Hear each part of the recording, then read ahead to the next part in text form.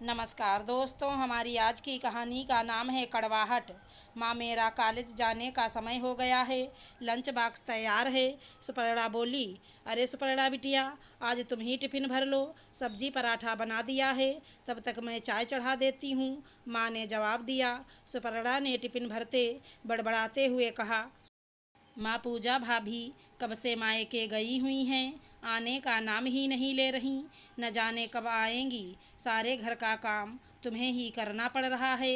अरे बिटिया, सुबह सुबह काहे बड़बड़ा रही हो? जब आना होगा आ जाएगी। पहली बार तो नहीं गई। देखो तुम्हारे रजत भैया आ रहे हैं। अब चुप हो जाओ और कॉलेज जाओ, माँ ने कहा। सुपर्णा अपना लंच बॉक्स लेकर हाथ हिलाते हुए कॉलेज के लिए निकल गई।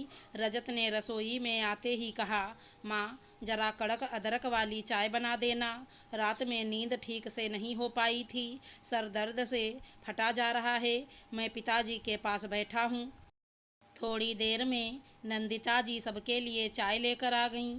बातों ही बातों में नंदिता जी ने बेटे रजत से पूछा, क्यों पूजा बहू कब तक आने वाली है? माँ, कल रात पूजा से फ़ोन पर बात हुई थी। उसकी माँ की आँख का ऑपरेशन तो हो गया है, पर डॉक्टर ने आराम करने को कहा है।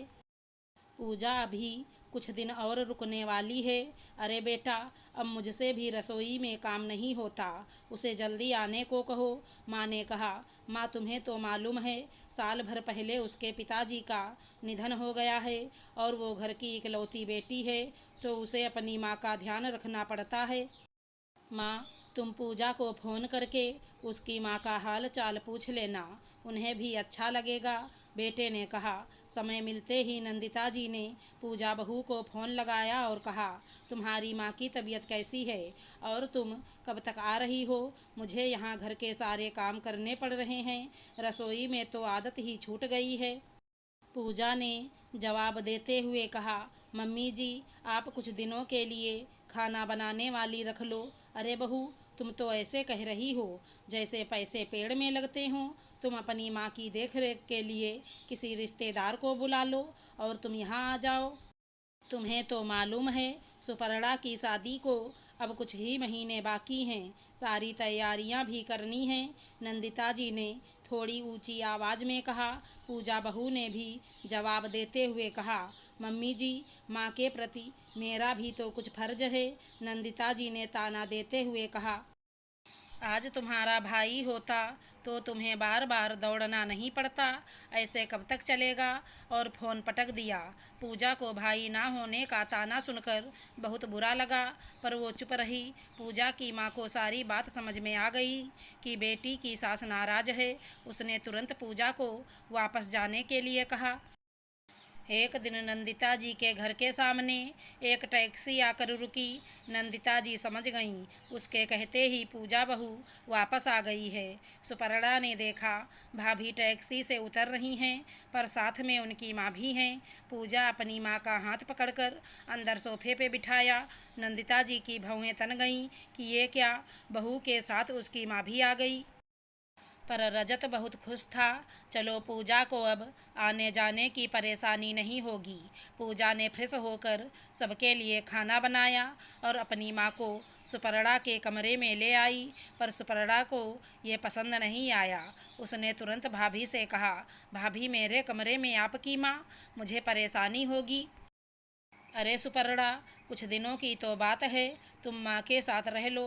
मौका मिलते ही पूजा ने रजत से कहा, मैंने निर्णय लिया है, माँ का घर बेचकर हम यहीं कहीं घर खरीद लेते हैं, जिससे माँ हमारे पास ही रहें। पूजा की बात सुनते ही रजत ने कहा, मकान लेने की क्या ज़रूरत है, माँ हमारे साथ भी तो रह सकती हैं। रजत, माँ कभी बेटी के ससुराल रहने को तैयार नहीं होंगी और मैं भी नहीं चाहती कि माँ हमारे साथ रहें और संबंधों में कड़वाहट आए। पास रहने से उनको भी अपने हिसाब से रहने में आसानी होगी और हम भी उनका ध्यान रख सकेंगे। कुछ ही दिनों में पूजा ने पास में ही माँ के लिए घर ले लिया और सामान शिफ्ट कर दिया।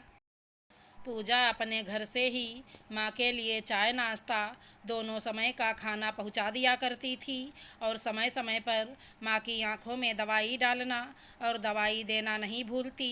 पूजा की माँ भी खुश थी कि नहीं है, पर पास में तो है।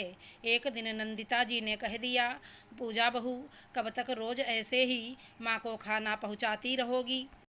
माँ के लिए एक कामवाली रख दो, वो उनका पूरा ध्यान रखेगी। और तुम्हारे पिताजी की पेंशन भी तो आती होगी, उनका खर्च चल जाएगा। मम्मी जी, ये आप क्या कह रही हैं? जो हमारे यहाँ इतने लोगों का खाना बनता है उसी में माँ का भी बन जाता है, फिर भी आप कह रही हैं तो यहीं सही, पूजा ने कहा। रजत को अपनी माँ की बातें बहुत बुरी लग रही थी, पर वो चुप रहा ताकि घर में किसी तरह का कलह ना हो।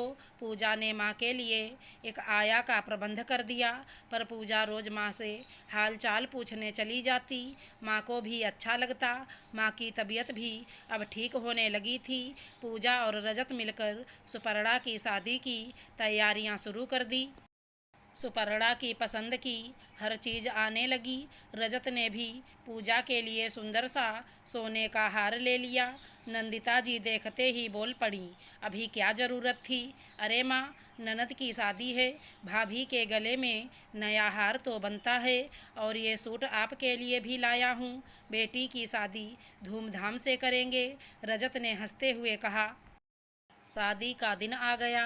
बड़े ही धूमधाम से सुपर्णा शादी करके अपने ससुराल चली गई।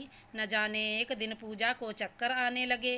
नंदिता जी ने कहा, शादी की दौड़ भाग की थकान में चक्कर आ रहे होंगे। रजत ने तुरंत डॉक्टर को दिखाया।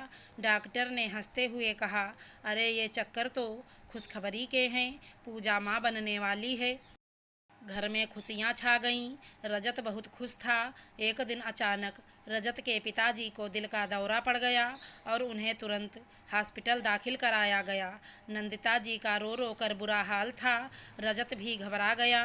तभी डॉक्टर ने आकर बताया, घबराने जैसी कोई बात नहीं है, माइनर अटैक आया है, कुछ दिन आराम करना पड़ेगा। नंदिता जी ने बेटा रजत से कहा, तुम जल्दी से सुपर्णा को फ़ोन करके उसे बुला लो।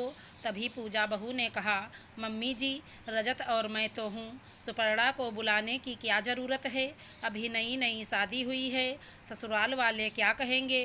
नंदिता जी ने नाराज़ होते हुए कहा। पूजा बहू, ये तुम क्या कह रही हो? उसके पिताजी की इतनी तबीयत खराब है, सुपर्णा के आने से उन्हें अच्छा लगेगा।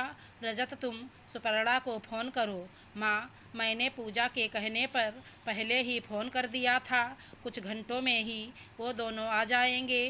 नंदिता जी पूजा को देखते रह गईं।